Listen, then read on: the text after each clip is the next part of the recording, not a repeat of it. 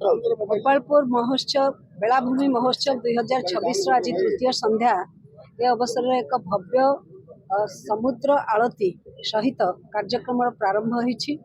समुद्र होउछि पृथ्वीर वस्त्र रूपे परिचित एवं संपूर्ण सामुद्रिक बेलाभूमि ए संपूर्ण मानव समाज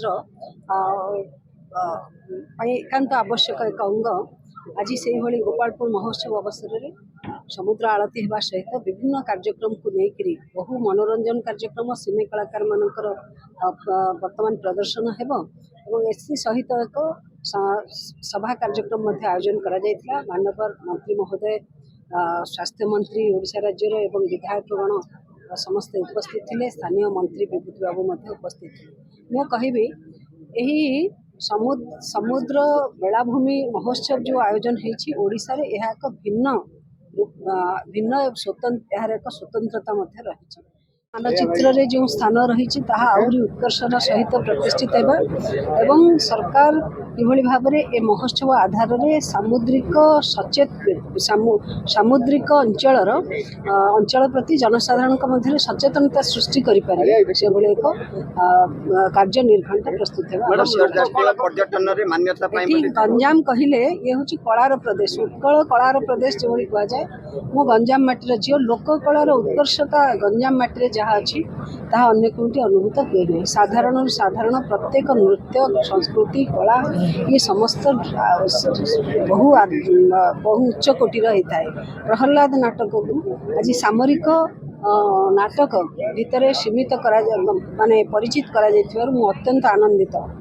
एभली एक स्थान रे जेउठी आध्यात्मिकता भरपूर रही एवं संस्कृति प्रति लोकंकर अभिरुचि अनेक साहित्य साधकों ठारू आरंभ करी एठारे ऐतिहासिक समाज संस्कारक स्वतंत्रता आंदोलन सेनानी गंधमेली भली गरिला युद्ध करिबारे जो माने प्रवीण एभली एक अंचल ए माटी वीर माटी ए माटी प्रति निश्चित भाव में स्वतंत्र लोकंकर स्वतंत्र दृष्टि रही एवं ये माटी रे ए महोत्सव माध्यम एवं अन्यान्य कृतिराजी माध्यम आज आम आधुनिक जुगर जे देखा खेलकूद ठारू आरंभ कर प्रत्येक क्षेत्र में अंचल युवक युवती माने श्रेष्ठता प्रतिपादित कर एक पर्यटन स्थल एता अनस्वीकार्य।